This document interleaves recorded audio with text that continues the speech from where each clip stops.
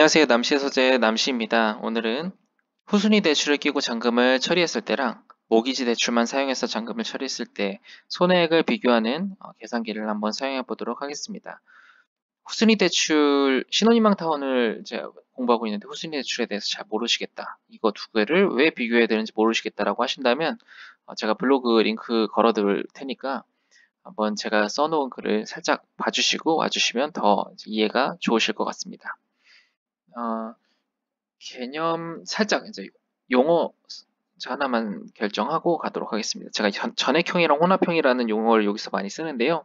전액형이라 함은 처음부터 끝까지 모두 신혼희망타운 모기지 대출을 만을 사용한다라는 뜻입니다. 혼합형 같은 경우에는 이제 신혼희망타운 전용 모기지 대출을 이제 처음에 잔금 처리할 때 받으면서 최소한으로 받고 나머지를 이제 후순위 추가 대출을 받으면서 이 두 개를 3년 동안 이제 사용하게 되고 이 시점에 다른 제3의 대출을 가지고 전환해서 이제 이때 정산을 하게 됩니다. 이 두 가지 대출 하나의 대출로 전환하게 되는 거죠. 그래서 이때 이제 정산을 하고 이제 쭉 그 대출을 유지하게 됩니다. 그래서 만약에 전액형이 뭐 18년 이때쯤에 이제 수익을 공유하도록 하겠다라고 이제 결정을 했어요. 그러면은 혼합형도 18년을 기준으로 해가지고 손해액의 합을 비교해서 어느 쪽이 좀 더 나에게 손해인가를 알아보게 할 것입니다. 그래서 뭐 한번 알아보도록 할게요. 순서는 이제 이렇게 됩니다. 처음에는 공통 조건을 이제 정해보도록 할 거고요. 두 번째는 대출 유형별 변동 조건을 한번 줘볼 거예요. 그 다음에 계산된 손해액을 비교해 볼 겁니다. 공통 조건 한번 살펴볼게요. 여기서 이제 선생님들께서 이제 적어야 되는 것은 살구색 세 가지랑 파란색 세 칸 해서 6칸을 선택해 주시기만 하면 다 계산이 됩니다. 여기도 뭐 있긴 하지만 한번 볼게요. 분양가, 이제 본인께서 당첨되신 신혼희망타운 매물의 분양가를 적어주시면 되죠. 3년 뒤 시세 차익, 이거는 이제 모르죠. 3년 뒤니까. 근데 적어도 이 정도는 상승할 거야 라는 그런 기대치가 있잖아요. 3년 만에 그거를 적어주시면 됩니다. 3년 이후의 주택가의 연 상승률, 이거는 이제 뭐 물가 상승률을 적으셔도 되고, 뭐 0으로 하셔도 되고, 절대 안 오를 거야. 0으로 하셔도 되고, 난 진짜 가파르게 오를 거예요. 그래서 연 7%씩 오를 거예요. 이렇게 적어주셔도 되는데 이거는 이제 선생님들께서 예상하는 혹은 원하는 주택가의 상승률을 적어주시면 됩니다. 저는 물가 상승률이랑 비슷하게 3%로 적겠습니다. 그러고 나면 이 아래 이제 선택할 수 있는 게 있죠. 보면은 이제 여기 전액형 이렇게 적혀 있고 여기 혼합형이라고 적혀져 있죠. 얘는 전액을 다 신혼희망타운 모기지 대출로 진행한다라고 했을 때 나는 20년 뒤에 상환을 이제 모두 상환하든지 아니면 뭔가 주택을 팔아가지고 정산을 할 거야 라고 한다면 20년 선택해 주시면 되고요. LTV는 당연히 전액한다고 했으니까 70%, 자녀는 2명 이렇게 선택을 해놨습니다. 꼭 다 선택하셔야 돼요. 혼합형 같은 경우에는 이제 당연히 3년이겠죠. 난 3년 만에 다 치고 나올 거야 라는 의미니까.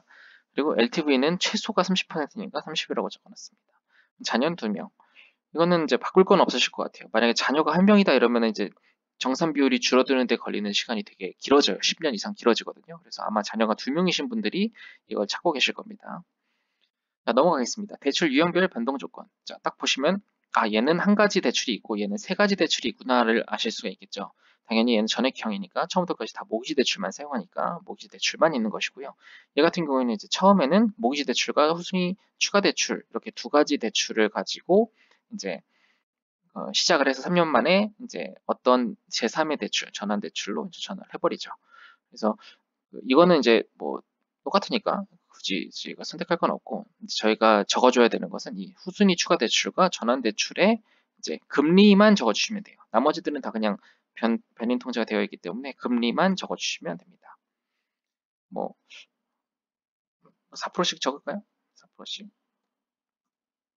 4%가 어디서 온 거냐 하면은 이제 신한은행 같은 경우에 이제 그냥 들어가서 아무 아파트 이제 주택담보대출 들어가 보시면은 3.3에서 4.3 뭐 이런 식으로 적혀져 있어요. 그래서 거기에 중간값을 적어주셨다고 생각하시면 됩니다. 자, 손해액을 비교해 보겠습니다. 전액형의 손해액, 이제 손해액이라고 하면 뭐랑 뭐를 더한 값이에요. 뭐랑 뭘 더했냐? 이제 수익 공유형 모기지 대출의 이제 수익 공유액 그건 저희 입장에서는 손해액이죠. 정산액. 그리고 N년 후까지의 이자 합. 근데 이제 이자가 이제 전액형 같은 경우에는 하나밖에 없죠. 대출 조건이 하나니까. 근데 얘는 이제 세 가지 있죠. 얘는 3년 만에 이제 3년 만에 상환할 두 가지 대출과 이제 나머지 N년까지 계속 갚아나갈 이제 한 가지 해서 총 세 가지가 있죠. 그래서 이자 합이 세 가지인 거고 정산액이 하나 있는 겁니다. 그래서 총 네 개를 더하게 돼요. 그랬을 때 전액형과 혼합형의 손해액의 차이는 지금 보시면은 양수죠. 양수면 혼합형이 더 크다. 손해액이 혼합이 더 크다. 혼합이 더 손해다. 이런 의미를 이제 내포하고 있다는 것입니다. 혼합형이 더 손해인가 보네요. 그러면은 그럼 혼합 안 하고 그냥 전액 다 모기지 대출해야겠네요. 이렇게 생각하실 수 있는데 이제 그런 의미를 가지고 제가 이 계산기를 보여드리는 것은 아닙니다. 그냥 추이를 보고 내가 생각하는 어떤 추이가 이러하다라는 것을 확인하시라는 의미로 드리는 거예요. 여러 가지를 시도해 볼 수 있잖아요. 이제 이런 것들을 선택해 보면서 제가 여러 가지 시도를 해봤을 때 이제 지금부터는 분석이에요. 사용법은 이제 끝났고 분석인데 N년 후를 저희가 많이 바라보잖아요. 언젠가 나는 수익 공유를 할 건데 그 수익 공유 시점이 뒤로 가면 갈수록 즉 요거가 요 대출 기간이 뒤로 이제 대출 기간이 늘어나면 늘어날수록 전액형이 유리할 수밖에 없습니다. 유리해 보이는 거죠. 사실은 집값이 어떻게 될지는 모르는 거니까. 근데 어쨌든 이 대출 기간이 늘어나면 늘어날수록 이 금리가 1.3%로 작기 때문에 이 금리가 굉장히 파워풀하게 그 효과를 나타내요. 그래서 이제 이자 합이 굉장히 작습니다. 근데 이제 얘 같은 경우에는 이제 대출 기간이 늘어나면 늘어날수록 이 전환 대출 조건이 이제 뭐 4%라고 적어놨지만 얘가 이제 그 차이를 엄청나게 많이 내게 되거든요. 그래서 보시면 얘가 엄청 크죠? 이 값이. 그래서 이제 혼합형을 쓰시고 싶으신 분들의 챌린지는 요 대출금리. 이 다른 것들은 다 이제 넘어가더라도 전환 대출을 하는 요 대출 금리를 1.3이랑 최대한 이제 근사하게 가셔야 됩니다. 이게 뭐 정부 지원하는 그런 대출 같은 경우에는 뭐 2%대도 나오잖아요. 그런 거를 받아서 대출을 전환할 수 있다면 정말 좋은 조건이 되겠죠. 실제로 여기서 이제 예를 들어서 2%라고 했다라고 하면 바로 이게 전액형이 커지죠. 이제 혼합형의 손해액이 훨씬 작아지죠. 그러니까 이게 이제 큰 이제 팩터를 나타내게 될 것이다. 물론 이제 3년 뒤에 시세 차익이 이제 뭐 엄청나게 크다면 이제 또 뭔가 그리고 나서 집값이 오르지 않는다면 이제 전액이 더 이제 뭐라고 해야 되지? 이득 아니면 좀 더 유리할 수도 있다. 뭐 이런 저거 할 수도 있는데 사실 그런 식으로 뭔가 꼬으려고 하면 너무너무 많이 꼬을 수 있잖아요. 그래서 제가 생각했을 때는 대출 기간과 요 전환 대출 조건의 대출 금리 요 정도가 이제 좀 신경을 쓰셔야 되는 좀 크게 팩터가 드러나게 되는 그런 요소이지 않을까 싶었습니다. 사실 집값이 상승하면 어느 경우에든 다 그냥 좋은 것이거든요.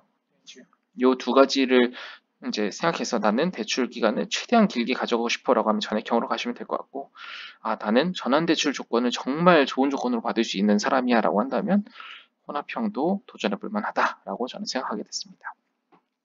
어쨌든 여기까지고요. 만약에 계산기를 좀 사용을 해보고 싶으신 분들은 구독, 좋아요 그리고 댓글 달아주시면은 보내드리도록 하겠습니다. 네.